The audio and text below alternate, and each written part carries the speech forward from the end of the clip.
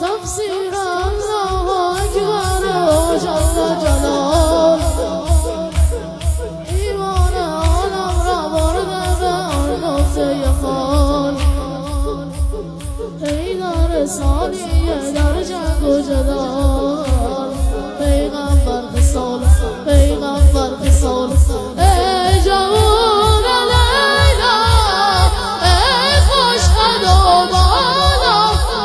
ای جوان ای خوش ادا بالا تو امیر جهانی من گداتم آقا من گداتم علی اکبر علی قصد قصدامون زبون به دستامون سگ تو پستامون علی اکبر امیر قلام پادشاه دنیا آقا یا علی مولا